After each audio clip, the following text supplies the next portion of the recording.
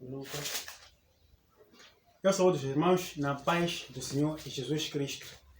Agradecer a Deus por essa oportunidade, agradecer a Deus porque Ele conseguiu nos colocar nesse dia com vida e com saúde. Agradecer também a direção da igreja por essa oportunidade que nos concedeu de nos podermos partilhar a palavra de Deus com os irmãos. O tema da minha pregação de hoje, ela está no livro de Lucas, capítulo de número 7. Vamos ler dos versículos 11 até ao versículo 17. E o tema da minha pregação é: a nossa confiança tem que estar em Jesus Cristo. Enquanto os amados irmãos localizam o texto bíblico, e eu vou aproveitar para fazer uma introdução sobre o tema. O porquê deste tema? Nós sabemos que a palavra de Deus, ela tem que vir para nos corrigir, ela tem que vir para nos instruir, a palavra de Deus tem que vir para nos edificar, a palavra de Deus tem que vir para nos consolar e para nos exortar. Então eu trago esta palavra neste momento de pandemia para poder exortar aos amados irmãos na fé sobre a necessidade de nós colocarmos a nossa confiança apenas em Jesus Cristo. Se nós formos a verificar, essa palavra de Deus está nos evangelhos sinóticos, que é o livro de Lucas, mas nós sabemos que os evangelhos sinóticos é Marcos, Lucas e Mateus. Esta palavra encontra-se apenas no evangelho de Lucas, não encontramos nos outros evangelhos. E sabemos que o Dr. Lucas escreveu o seu evangelho para os gregos. Os gregos eram pessoas letradas, eram pessoas formadas, eram pessoas que tinham conhecimento científico. Então, ele queria trazer para os gregos o conhecimento da palavra de Deus, o poder que existe na palavra e na pessoa de Jesus Cristo. Eu parto do princípio que os amados irmãos já conseguiram localizar a palavra de Deus aí no texto bíblico e eu vou proceder com a leitura. Assim diz a palavra de Deus, tem como título: O filho da viúva de Naim.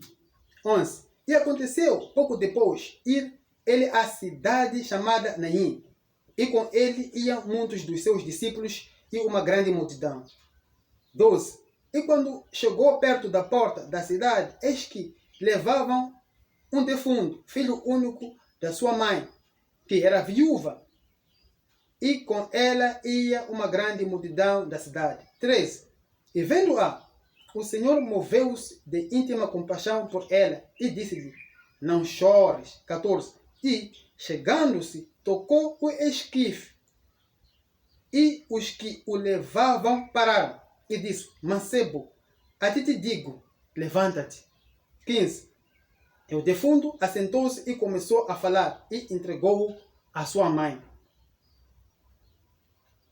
Esta é a leitura da palavra de Deus. Eu trago aqui uma explicação dessa palavra de Deus. Nós temos aqui a palavra de Deus que diz que uma senhora que era viúva perdeu o seu filho. Mas aqui temos um pormenor. O primeiro pormenor que nós temos nesta palavra de hoje é o fator viúva. Essa senhora era viúva. O porquê da Bíblia trazer esse significado, viúva? Por quê? Porque na cultura judaica as mulheres dependiam 100% do marido. Não é como nos dias de hoje, onde as mulheres estudam, onde as mulheres trabalham, onde as mulheres contribuem para a renda familiar. Naquela cultura, as mulheres dependiam 100% do marido. O marido era 100% provedor, não tinha ajuda do marido. Então, essa senhora tinha um marido que ajudava ela nas despesas domésticas, ajudava ela, garantia o conforto familiar, garantia a alimentação. E depois ela perde esse marido. Tudo bem, ela perdeu o marido, mas ficou com o filho. Ela podia pensar assim: tudo bem, eu perdi meu marido, mas eu ainda tenho meu filho. O meu filho vai crescer, o meu filho vai trabalhar, vai ser um outro provedor. O meu filho vai me trazer uma nora, vai me dar netos. A minha nora vai me ajudar nos trabalhos domésticos, o meu filho vai me ajudar na alimentação. Eu vou ter netos que vão alegrar a casa, vão encher a casa, vão fazer com que a minha alegria volte de novo. Mas, irmãos, amados irmãos, como nós podemos ver pelo texto bíblico, essa senhora perdeu também o filho, que era a esperança que ela tinha. Ela tinha uma esperança. Tudo bem, eu perdi o meu esposo, que era a pessoa que me sustentava. Eu perdi meu esposo, que era a pessoa que me dava o conforto alimentar, o conforto no lar. Agora tenho meu filho, mas também perdeu o filho. E aqui temos uma outra situação. Aqui diz que uma multidão de pessoas levava essa senhora para ir enterrar o filho. Mas, irmãos, sempre que aparece a palavra multidão na Bíblia, nós temos que recorrer que a multidão, ela sempre vem para quê? Para ter um bloqueio, para atrapalhar. As pessoas que estavam a levar essa senhora para a sepultura, para ir sepultar seu filho, não estavam a sentir a dor que ela estava a sentir. Só ele é que estava a sentir essa dor. As pessoas estavam apenas a acompanhar. Não estavam a sentir a dor que essa senhora estava a sentir. Nós podemos ver hoje em dia nas redes sociais, temos pessoas que levam caixão, dançam com caixão, acompanham a pessoa para enterrar. Não estão a sentir a dor que aquela pessoa está a sentir, da pessoa que perdeu, que está a enterrar. Estão apenas a fazer negócio. Essas pessoas, segundo a cultura judaica, eram pessoas que eram pagas para chorar, eram pagas para ajudarem a ir para o enterro. Não estavam a sentir a dor que essa senhora estava a sentir de perder, primeiro, o marido, e segundo, o filho. Então nós temos aqui uma situação em que essa senhora perdeu o marido, disse está tudo bem, tenho uma carta na manga, tenho um último trunfo, tenho o meu filho, mas também perdeu o filho. Então ela tinha uma esperança, essa esperança era o seu filho, mas ela voltou a perder o seu filho. Mas aqui reparamos numa situação, em que no versículo 12, a palavra de Deus nos diz que Jesus Cristo estava a passar por ali. Ele, chegando perto da porta da cidade, ele viu um defunto que estava a ser levado. E viu em frente a mãe chorando. Acho que ele olhou para a situação, a Bíblia não nos esclarece, que viu que era uma viúva. Mas, e aquele movimento? É uma viúva que está a ir enterrar o seu único filho. Ele moveu-se conforme diz a palavra de Deus no versículo 13. O Senhor, isso é, Jesus Cristo, moveu-se de íntima compaixão por ela e disse, não chores. Meus amados irmãos, estou imaginando uma situação em que você está a andar, a caminhar para o cemitério, a caminhar para a sepultura, para ir sepultar seu único filho, a tua única esperança. E aparece alguém que te toca e te diz, não chore.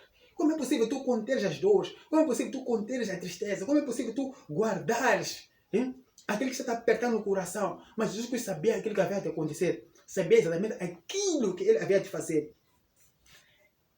Então, o versículo 14 diz que, e chegando-se, tocando o esquife, eis que o levavam parar. Aqui tem mais um pormenor. Todos aqueles que estavam a acompanhar aquela viúva, que carregavam, não é caixão, é esquife. Muitos pregadores dizem caixão, mas é esquife. Esquife é uma espécie,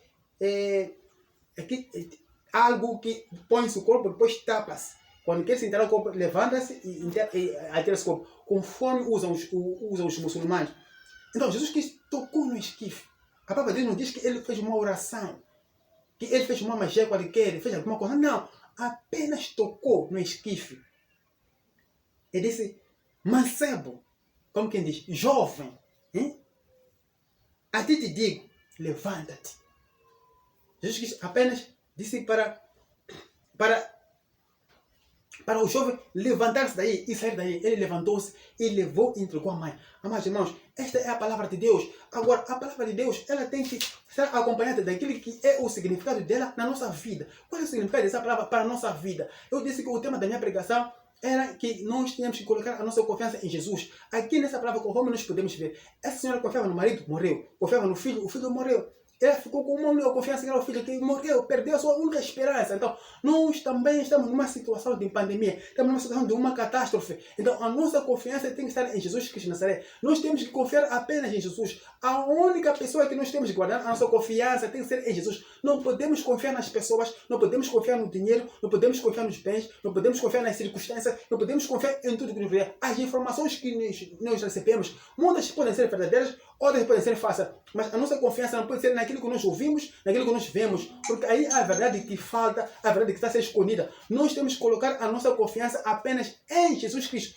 Jesus Cristo, tudo que Ele toca, mesmo que seja morto, volta a viver. Então, a tua esperança que tu não tens, o teu medo, deixa apenas Jesus te tocar. Deixa Jesus tocar em ti. Deixa Jesus colocar a sua mão em si. Quando Jesus tocar em si e colocar a sua mão em si, tudo aquilo que na tua vida está a morrer, tudo aquilo que o Senhor tenha perdido, tudo aquilo que você já não tem esperança, há de voltar a viver. Então, A minha exortação é essa. Vamos colocar a nossa esperança em Jesus. Vamos confiar apenas em Jesus. Não confiemos em nenhum ser humano. Não confiemos em nenhuma circunstância, em dinheiro, em bens. Confiemos apenas em Jesus Cristo de Nazaré. Coloquemos a nossa confiança em Jesus. Nessa situação de doença, coloque a tua confiança em Jesus Cristo. Confie só nele.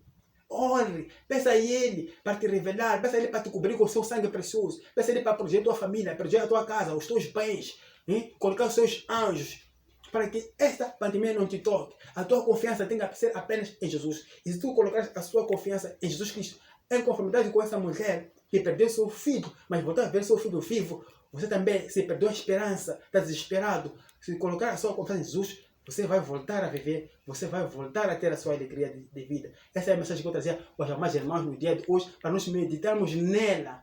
E através dela, nós fazermos a nossa meditação, os nossos comentários, se edificamos espiritualmente. Em nome de Jesus, eu me despeço. Espero que os amados irmãos gostem da mensagem. Que Deus vos abençoe. Em nome de Jesus. Amém.